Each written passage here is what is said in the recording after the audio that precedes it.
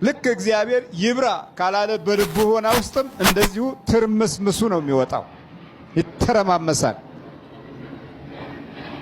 አሁን የመተራመስ ሁኔታ ውስጥ ነው የሰው ልጆች ያሉት። አምላካቸው ከነሱ ሲርቅ፣ መንፈሳዊ ጥበብ ከዘመናችን ትውልድ ሲለይ፣ ልክ ያ የመጀመሪያው በምድር ላይ የሚታየው የነበረው ትርምስ ልቦና ውስጥ ይቀጥላል። ከዛ ቀጥሎ የነበረው ጨለማም እዛው ጨለማው ከውስጥ ይጀምራል። ከውስጥ የጀመረውን ጨለማ በፀሐይ ብርሃንና በኤሌክትሪክ ብርሃን በምንም መንገድ አታሻሽለው። ሰዎች ከጭንቀት ለመዳን ሲሉ ዲም ላይት ከቤታቸው አይጠፋም። ልክ እየበራ ያድራል። እንዳይቃዡ፣ እንዳይፈሩ፣ እንዳይደነግጡ አንድ የጠቆረ ጥልሚያ ኮስ ነገር በአይነ ህሊናቸው መጥቶ እንዳያስበረግጋቸው ብንን ሲሉ ብርሃኑን ነው የሚያዩት። ስለዚህ አታጨልሙት፣ መብራቱን አታጥፉት የሚሉ ቤተሰቦች ጥቂቶች አይደሉም። በተለይ ይሄኛው አመለኛውና ሱሰኛው ትውልድ ሲጨልም የሚያየው መንፈስ ጋጋታ ብዙ ስለሆነ ይሄ ድሪቷሙ መንፈስ ደግሞ በጣም ስለሚበዛ በቃ በመንፈሱ ዓለም ያው እንደምንገነዘበው በጣም የረቀቀ ጠባይና ኃይል ያለው መንፈስ አለ። ሌላው ደግሞ ይሄ ዳፍንታሙ አለ። ይሄ ጅላጅሉ መንፈስ ዝም ብሎ ዳቦ በላ እያለ ዝም ብሎ ዳቦ የሚያስወጣ፣ ሻይ ጠጣ እያለ ዝም ብሎ ከጨጓራው እንትን የሚያበላሽ አለ። ምቀኛ የመጨረሻ በጎመን የሚቀና ሰይጣን አለ። ጎመን በላ ብሎ ሌላው ደግሞ ዝም ብሎ እያበላ የሚኖር አለ። ነገሮችን ግንዛቤዎች እንዳይኖርህ በቃ የዕለት ሆድ ብቻ ከሞላ ሌላው ምንም አይደለም።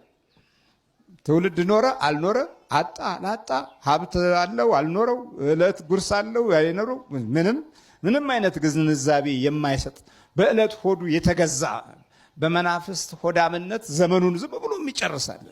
መብላት ገነት የሆነው እንደ ገነት፣ መንግስተ ሰማያት እንደ መግባት አድርጎ የሚቆጥር አለ እና እዚህ ስናየው በትእዛዝህ ግን እንጥላለን። በምንህ? በትእዛዝህ እንጥላለን። አሁን ደመነፍሳዊ አካሄድ ነው እየሄዱ ያሉት። እርቧቸዋል። ረሃብ በአንድ በኩል አለ፣ ባህሩ በአንድ በኩል ቅዝቃዜው አለ። ያልበላ እንጀት ደግሞ በባህር ውስጥ እንዴት አስቸጋሪ ነገር ነው። እራታቸውን አላገኙም። ሌሊቱን ሙሉ ሲደክሙ ከቆዩ በኋላ ከባህሩ የሚጠበቀው ነገር ያለው በቀኝ በኩል ነው። እነሱ የደከሙት በግራ በኩል ነው። እግዚአብሔር እንዲህ ያስፈልገናል። ለመሪዎች እንዲህ እግዚአብሔር ያስፈልጋቸዋል። ለተመሪዎችም እንዲህ ያስፈልጋቸዋል። እግዚአብሔር የሌለው መሪ ግራ ግብትብት እንዳለ፣ ውስጡ እንደተቃጠለ፣ አንጀቱ እንዳረረ ዘመኑ ያልፋል በከንቱ። እግዚአብሔር የሌለበት ሲሆን እንደዚህ ነው። ለመሪዎች ሁሉ ያስፈልጋል። ለኃያላን ለብርቶች ያስፈልጋል። ለሰራዊቶች እግዚአብሔር ያስፈልጋቸዋል። በቀኝ በኩል ጣሉት። አይኖቻችን አሉ ግን አናይባቸውም። የምናይበትን አይን ከእግዚአብሔር መለኮታዊ ምስጢር ጋር እንዲሆን አልለመንም፣ አልጠየቅንም፣ አልተንበረከክንም፣ አልሰገድንም፣ ምንም አልጠየቅንም። እግዚአብሔርን የጠየቅነው ነገር ቢኖር ትንሽ የግል ፍላጎታችንን ብቻ ነው። በዚህ ፍላጎት ውስጥ ብቻ ብርሃን አይገኝም። የሕይወት ብርሃን ኢየሱስ ክርስቶስ ከቅድስት ድንግል ማርያም ተወልዶ የጎደለውን ለመሙላት ወደዚህ ዓለም ሲመጣ ይህንን በተፈጥሮ የጎደለውን ሰው አየው።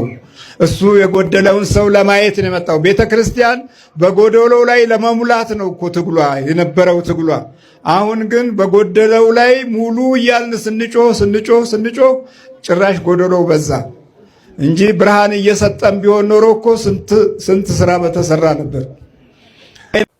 መምህር፣ በዚህ አጋጣሚ መናገር እንፈልገው አንተ ስለ መላእክት የምታስተምረው ነገር በቃ እኔ በአንተ ነው መላእክትን ማለት ነው። እኔ ቅዱስ ገብርኤልን ብቻ ነበረ ጥብቅ ብዬ እሱን ማለት ይወደዋለሁ። አሁንም ቢሆን ግን ስለ መላእክት እያብራራ ስለ ቅዱስ ኡራኤል፣ ስለ ቅዱስ ሩፋኤል፣ ስለ ቅዱስ ሚካኤል ፍቅር እንዲያደርብኝ ያደረከኝ አንተ ነህ። ገና እኮ እንደውም በደንብ አልተናገርኩም እኮ የሚገርምሽ፣ እንደው አለፍ ያልኩ እንጂ መላእክት ማን ናቸው የሚለውን ነገር በደንብ አድርጌ አላብራራሁም። አዎ ግን እኔ በቃ የምታብራረው በጣም ነው የሚመስጠኝና አደርገውና ያደርጉልኛል። በቃ ቅዱስ ኡራኤል አድርጎልኛል። ቅዱስ ኡራኤልማ በቃ እንደዚህ ገና በቃ እኔ እንጃ የቅዱስ ኡራኤልን ራሱ በቃ ማለት በቃ በአካል የሚናገር ነው። በቃ በአካል ነው ራሱ እስከሚመጣ ድረስ ማለት ነው። እና በቃ ያለኝ ፍቅር ለመላእክት እኔ አሁን የትኛው መምረጥ አልችልም። በቃ ለሁለቱም በቃ የተለያየና ይሄን ብትጸሉ እንዲህ ያደርጋቸዋል ስትል ራሱ በደንብ ነው የሚያደርጉት። በቃ በደንብ ነው የሚያደርጉት እና መላእክት ላይ የምታደርገው በቃ የመልካ ጸልዩ እያልክ የምታስተምረው ትምህርት ለእኔ በጣም ጠቅሞኛል። በጣም ነው የማመሰግነው። በጣም ነው የምወዳቸው። አሁን ሁሉንም በቃ በጣም ነው የምወዳቸው። በቃ በስስት ስጠራቸው ራሱ በጣም በቃ እኔ እንጃ አጠገቤ ያሉ እስከሚመስለኝ በጣም ነው የሚያረጋጉኝ። በጣም በቃ ምን ልበል እንደዛ ከሆነ መላእክትን በጣም ከወደድሻቸው መልካ መላእክት የሚባል አለ። 99 ነገደ መላእክት የሚባል ትልቁ መዝገበ ጸሎት ላይ መልካ መላእክት የ99 ነገደ መላእክት ጸሎት የሚል አለ። እሱን እስቲ የሁሉንም መላእክቶች ጸሎት ጸልይና ደግሞ ለውጡን ይውስቲ ምን እንደሆነ ታውቂያለሽ? ሶስት ነገር ነው በህይወትሽ የሚከናወነው የነዚህን አባቶች የነዚህን መላእክቶች ጸሎት ስትጸልይ አንደኛ ከምትበዩ ከምትጠጪው ከእያንዳንዱ ከምታረጊው ነገር ውስጥ አሉ። ለምሳሌ ዝናብን የሚያዘንብ ፀሐይን የሚያወጣ አየሩን የሚመራ ሁሉንም ነገር የሚመሩ መላእክቶች ናቸው ለሰው ልጅ የተሾሙና ይላል የአባቶቻችን እያንዳንዱ ነገር በሰዓቱ እና በስርዓቱ እንዲንቀሳቀስ የሚያደርጉት መላእክቶች ናቸው። የሰራዊተ መላእክትን በሙሉ ዝም ብለሽ ጸሎታቸውን አድርጊ። አንደኛ ከሁሉ ነገር በረከት ታገኛለሽ። ሁለተኛ ነገር ደግሞ እሳትን ስትጠጊ ውሃም ስትጠጊ ጨለማም ስትሄጂ በብርሃንም ስትሄጂ የሁሉም መላእክት በረከት ስለሆነ አንቺ ጋር ያለው ሁሉም ይጠብቁሻል። እያንዳንዱ መላእክት ይጠብቁሻል ማለት ይሄኛው መልአክ ቀርቶብኛል፣ ይሄኛው የዚህ መልአክ በረከት ቀርቶብኛል አትይም ማለት ነው። እውነት ነው። እንደሱ አሁን ያልከውን አላረኩም እንጂ ለምሳሌ አሁን አራቱም በቃ አንድ ስለሆኑብኝ ምን አደርጋለሁ መሰለህ? ዛሬ የቅዱስ ሚካኤልን እንጸልያለሁ አይደለ? ነገ ደግሞ የቅዱስ ገብርኤልን፣ ከነገ ወዲያ ደግሞ የቅዱስ ሩፋኤልን። አሁን አንቺ የሊቀ መላእክቶቹ ትጸልያለሽ አይደል? አንቺ እነሱን ብቻ ነው የምጸልየው። በቃ ሌላ እንኳን ሌላ መላእክት እንደው ስማቸውን ራሱ ጠርቼ አላውቅም። እኔ ደግሞ እያልኩሽ ያለሁት መሰለሽ ሁሉም ሰው ሁለት ጠባቂ መልአክ አለው። ጠዋትና ማታ አንዳንድ ሆነው የሚጠብቁ ማለት ነው አይደል እንዴ? የትኛው ስሙ ማን ይባላል አታውቂው። ስለዚህ የነገደ መላእክትንና የሰራዊተ መላእክትን ወይም የ99 ነገደ መላእክት ጸሎት የሚላል እሱን ስትጸልዩ ነው እነዚህ መላእክት አጠገብሽ ያሉትን የምትማጸኙ። ብዙ ሰው ሚካኤል ገብርኤል አዌ ይላል። አጠገቡ ያለው መልአክ እኮ ለምን ሁሉን በረከት ማግኘት ይችላል። የሚጠብቀው መልአክ ማዋራት ይችላል። ብዙ ጊዜ የሚፈውሱ የሚያጠምቁ አባቶች ራእይ የሚያዩ የሰውን ልብ የሚያውቁ በጣም የሚባሉ አባቶች አጠገባቸው ያለው መልአክ አግኝተውታል ርቀው ሳይሄዱ እና ይሄ የሚጠብቀንን መልአክ ማዋራት ብንለምድ ጥሩ ነው። እሱም ደግሞ የሚያዋራን በሁለት መንገድ ነው። አንደኛ ስጋችንን ከኃጢአት ስንጠብቅና ንጽህና ስንከተል፣ ሁለተኛ ነገር ደግሞ ነፍሳችንን ወደ መንግስተ ሰማያት ወይም ወደ ዘላለማዊ ዕረፍት ለመውሰድ ሁልጊዜ ስለ መንፈሳዊ ነገርና ስለ ዘላለማዊ ነገር በማሰብ የተሻለው ነገር በማሰብ እነዚህ መላእክቶች ካጠገባችን መልስ ይመልሳሉ። ይሄን ነገር ማድረግ ካልተቻለ ምድራውያን ወይም ደግሞ ዝም ብሎ እንደው ይሄ ተራው ሰው ነው የምንባለው። ስጋን ከኃጢአት መጠበቅ ወይም የስጋ ንጽህና መጠበቅ፣ ከዝሙት ከአንዳንድ ርኩሰት ከተለያዩ ነገሮች መጠበቅ፣ ነፍስን ደግሞ ለዘላለም ዕረፍት ማጨት፣ ይሄም መንፈሳዊ ሕይወት በተግባር ክርስትና መኖር ማለት ነውና ጠባቂ መላእክት የዛን ሰዓት እንደው በጆሮ ላይ እስከ ማዋራት ይደርሳል። በልብ ውስጥ ያዋራቸዋልና ያሰባችሁት ነገር ሁሉ ሲከናወን ታዩታላችሁ። እንደው እባክህን አጠገብ ያለ የእግዚአብሔር መልአክ የምትጠብቀኝ አብረኸኝ የተወለድክ እኔስ ልክ ስወለድ ለእኔ የታጨኸው የተሾምከው መልአክ እንግዲህ የምጠይቀውን ነገር በሙሉ አንተ አከናውንልኝ ስትይ በሚካኤልም ስም አድርጊው፣ በተክልዬም ስም አድርጊው፣ በምንም አድርጊው ያ አጠገብሽ ያለው መልአክ ነው የእግዚአብሔር እንደራሴ የሆኑ ጉዳዮችን የሚፈጽምልሽ። ብዙ ሰው ከሚጠብቀው መልአክ አይተዋወቅም። በጣም ብዙ ሰው በእውነት በጣም ብዙ ሰው ከሚጠብቀው መልአክ አይተዋወቅምና መልአክ የሚለው ስም በቃ የያዘ አጠገብሽ አለ ነው። ሌላ ምንም ስም የሌለው በቃ ዝም ብሎ መልአክ ጠባቂ የሆነ ማለት ነው። እና የነገደ መላእክትንና የሰራዊተ መላእክትን የ99 ነገደ መላእክትን ጸሎት መጸለይ የሚጠቅመው ለዚህ ነው ማለት ነው። ለጠባቂ መልአክ ተብሎ የተዘጋጀ ጸሎት ነው እሱ። ይሄ ነው። በርቺ። እናመሰግናለን እህታችን። እሺ እና አንድ ምስክር አለኝ ሌላ ማለት ነው። በመሀል ወሬ ስላስገባው ነው። ይሄኛው ትንሽ የቆየ ነው። እሺ እና ቅዱስ ሚካኤል ልክ የህዳር ሚካኤል ነው እና ቤተክርስቲያን ሄደን መተን ኢትዮጵያ ያለው ነው።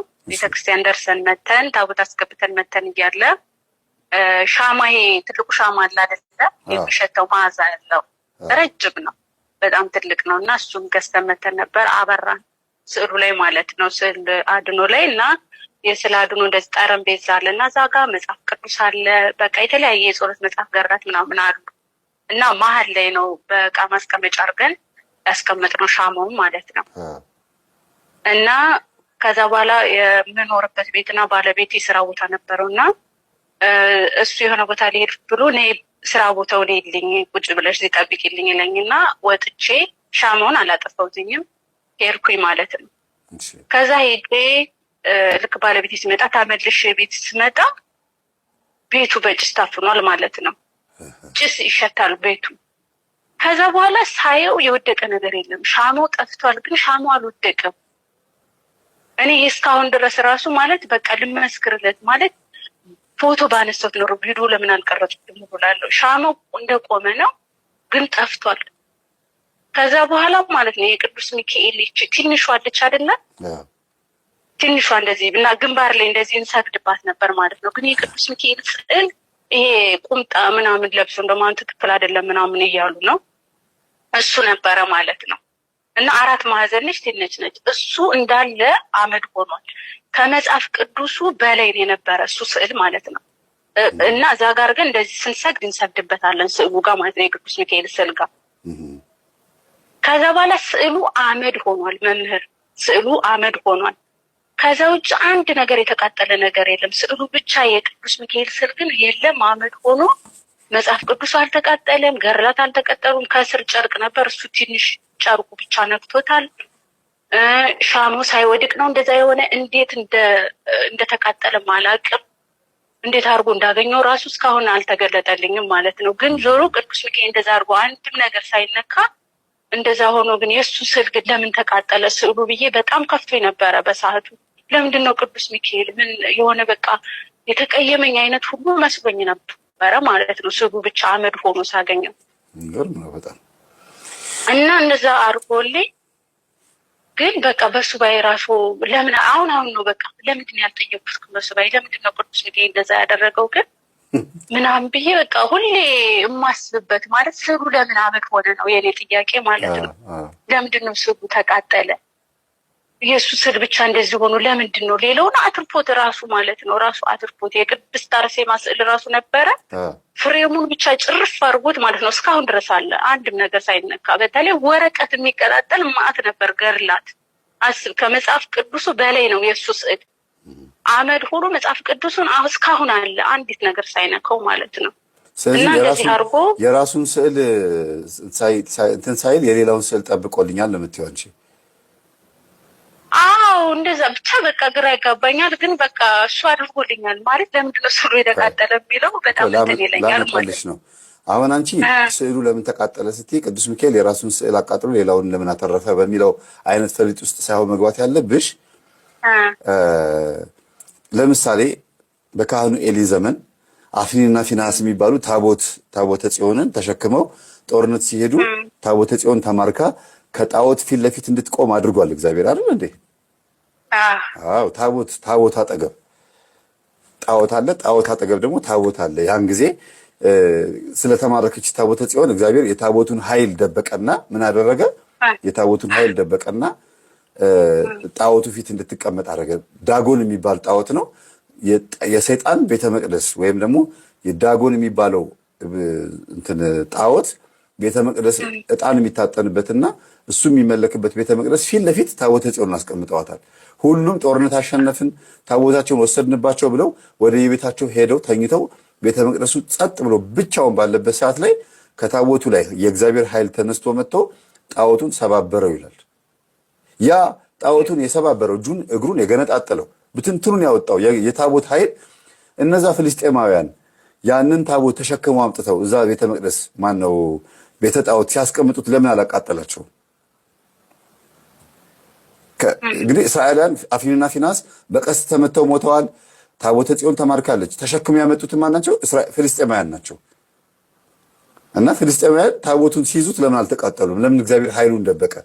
አንዳንዴ ይኸውልሽ ይሄ ስዕል፣ ቤተ መቅደስ ምናምን ህንፃ ቤተክርስቲያን ምናምን የሚባለውን ነገር እግዚአብሔር ሲቃጠል ዝም የሚልበት የራሱ ምክንያት አለ። ሲፈርስ ዝም የሚልበት ምክንያት አለው ማለት ነው።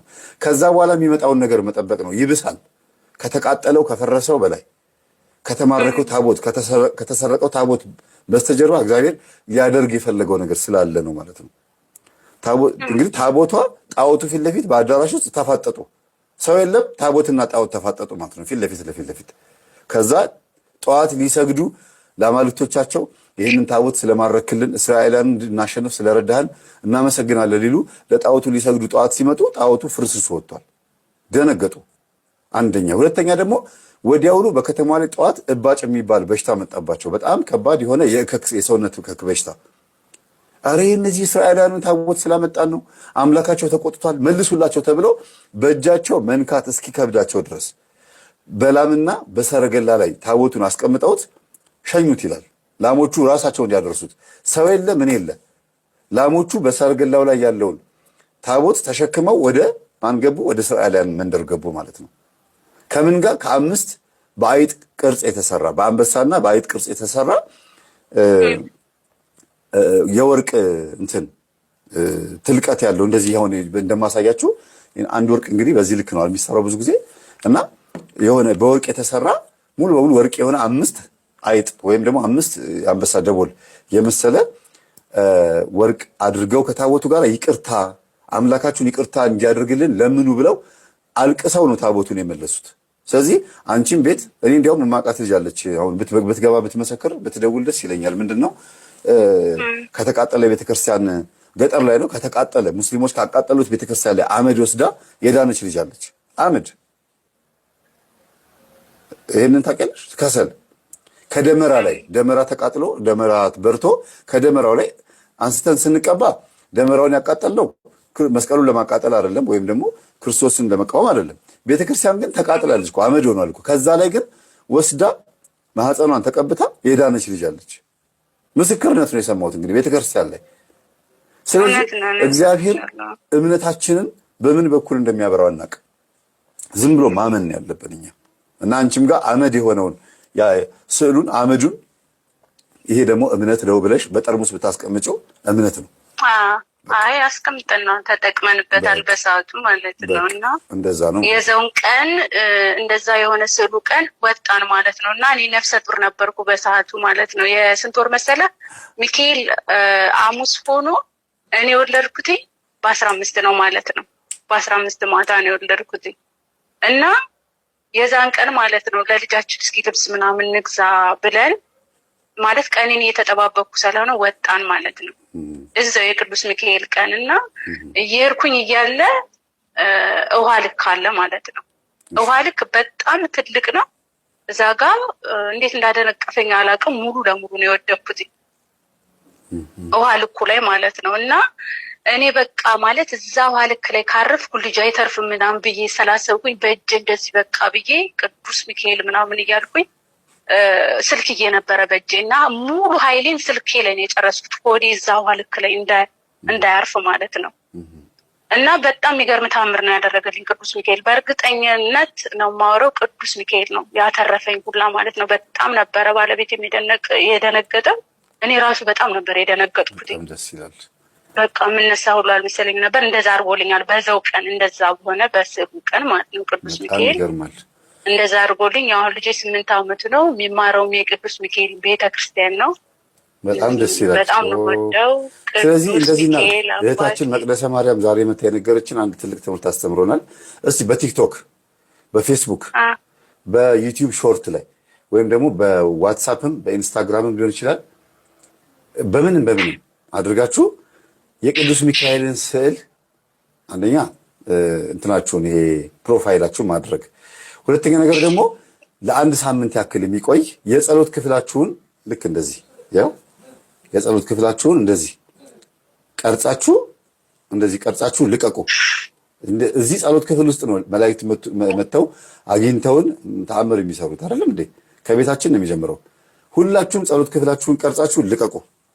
ሁላችሁም እኔ አሁን ያልኩትን አይደለም የምትለቁት። ይሄን ቪዲዮ ቆርጣችሁ ሳይሆን አሁን የዚህ ዩቲዩብ ውስጥ ያላችሁና ይሄን ቪዲዮ ነገ አድሮም 20 30 ሺህ ሰው ቢያየው ማለት ነው የጸሎት ክፍላችሁን በቪዲዮ በደንብ አድርጋችሁ ጥሩ አድርጋችሁ ቅረጹ እና እስቲ ሰው ጸሎት ክፍል እንዴት ጠቃሚ እንደሆነ ይጎምጁ፣ እስቲ ይኮርጁ። መኮረጅም ካለብን ይሄን ነው መኮረጅ አለብን። ፋሽን ከምንኮርጅ ማይረባ ዳንስና ማይረባ ነገር ከምንኮርጅ ጸሎት ክፍል እናሳያቸውና ይሄንን ይኮርጁ፣ ይሄን ይማሩ። እስቲ መቅደሰ ማርያም ይሄን ሐሳብ እንድናፈልቅ እናመሰግናለን። መምህር ግን በቪዲዮ የተደገፈ እኔ ራሱ ማስረጃ አለኝ ሌላ ከዛ በኋላ የገጠመኝ ማለት ነው። ማለቴ ባለቤቴ በቪዲዮ አስቀምጧል። አሁን ራሱ እንደዚህ ሻማ አብርቶ ያ በእኛ ጥፋት ነው ሻማው አልቆ እሱ ዘግቶት ሄዶ ነበርና ከዛ በኋላ መጽሐፍ ቅዱስ ነበር እንደዚህ እንዳልኩ የጸሎት ቦታ የተለመደ ነው እና ከዛ በኋላ ምንጣፉ ከስር ያለውን አቃጥሎት ማለት ነው። መምህር ይሄ በቪዲዮ ስለሆነ እርግጠኛ ሆኜ ነው የማወራ። በቪዲዮ መጽሐፉ ከስር ያለውን አቃጥሎ ማለት ነው። መጽሐፍ ቅዱሱ ምንም ሳይሆን ስዕሉ ምንም ሳይሆን ፕላስቲክ አለ የጸሎት ውሃ የሚጠቀምበት እንደዚህ የምንረጭበት ማለት ነው። ሄሎ ይቅርታ ማለት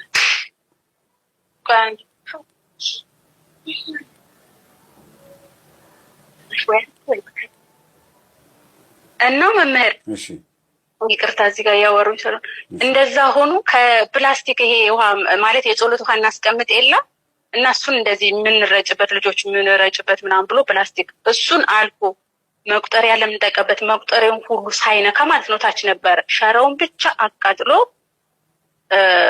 ሻማውን ማለት ደረሰበት። እሱን ብቻ አቃጥሎ ማለት ነው ምንጣፉ ብቻ አቃጥሎ ከስር መጽሐፍ ቅዱስ ቁጭ ብሏል። ምንጣፉን ብቻ እግዚአብሔር ይሄ በቪዲዮ ስለሆነ ነው እኔ የማወራው ማለት ነው። እና የጸሎት ቤት ጥቅም እንደዚህ ማለ በቃ በተግባር ያየሁበት ነው ከአንዴም ሁለቴ ማለት ነው።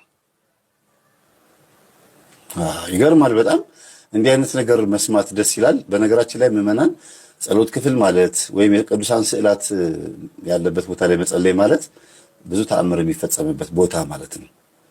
እንቁልልጭ መናፍቃን፣ እንቁልልጭ ፕሮቴስታንቶች፣ ሙስሊሞች አጠቃላይ እኛ እግዚአብሔርን ለዚህ ደግሞ አባቴ መምህር ግርማን የኔ ወድ አባት በጣም አመሰግናቸዋለሁ። እውነቴን ነው የምልህ የጸሎት ቤት እኔ እንጃ እኔ በጠባብ ቤት ገና ከመጀመሪያው አሁን ያልኩ የቅዱስ ሚካኤል ታምር የሰራልኝ በጣም ጠባብ ልጅ ሰው ሲመጣ አልጋ ላይ ነው የሚቀመጠው የነበረው። ግን ማለት ነው በጣም በቃ ትንሽዬም ብትሆን እንንበረከክባት ነበር። በጣም ብዙ አይነት ታምር እረፍት የማገኝበት በጣም ልጆቼ ራሱ አሁን በጸሎት ህይወት እንዲያድጉ ያደረጉ አባት ሁሌ በቃ ሳስብ እኔ እሳቸውን በቃ ጸሎት ቤቴን ሳይ መምህር ግርማን ነው ማስታወሳቸው። ስሰግድ መምህር ግርማን ነው ማስታወስ። ምክንያቱም የአምልኮት ህይወት የሚባለው እኔ መምህር የአምልኮት ስግደት በቃ ህይወትን እንድኖር በቃ እኔ ቃላት የለኝም ስለሳቸውና በጣም አመሰግናቸዋለሁ። እሳቸውንም ሁሌ ያው ዛሬ የምስክር መስጠትም ስለሆነ እሳቸውን እንደ አንድ ምስክር በጣም ነው የማመሰግናቸው ሁሌምና በጣም የጸሎት ህይወትን እንዳውቅ ያደረጉኝ አባት እሳቸው ናቸው። አምልኮት ህይወት እግዚአብሔርን ማምለክ በተግባር በቃ ማምለክ ማለት ነው። ይሄ መንፈሱ ምናምን ትተነው እግዚአብሔር ማምለክ መስገድ እገዛልሃለሁ አምላኬ ሆይ እገዛልሃለሁ ማለት በተግባር ያሳዩን ውድ አባት እና ደግሞ በተለይ አርጋኖን እሳቸው ደግሞ አንተ መላእክትን ፍቅር እንዳሳደርክብን ደግሞ መምህር አርጋኖን መጽሐፍ ደግሞ መምህር ግርማ ናቸው። እኔ አሁን አርጋኖን በቃ አላውቀውም ሁላ እና እሳቸው ሲሉ ሰምቼ ነው። ግን በጣም ነው በቃ እንጃ አርጋኖን እመቤታችን አሁን መናፍቃን የእመቤታችን ፍቅር ያልገባቸው አርጋኖን ቢያነቡ ማለት ነው መምህር መናፍቃን ራሱ ይገባቸዋል የእመቤታችን ፍቅር።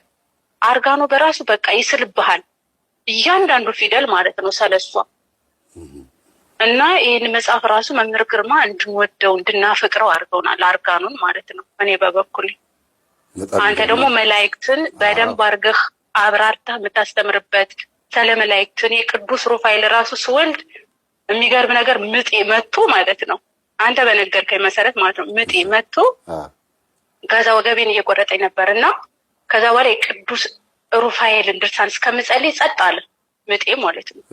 ጸጥ ብሎ የቅዱስ ሩፋኤልን ድርሳን ጸልዬ ጨርሼ ማለት ነው። ልክ ስጨርስ ምጤ መጣው ማለት ነው። እና ሕክምና ሄድኩኝ። ከዛ ልክ ሲሄድ እንደ ምጥሽ እኮ ኦልሬዲ መጥቷል በቃ ምናምን ነገር አሉኝ ማለት ነው።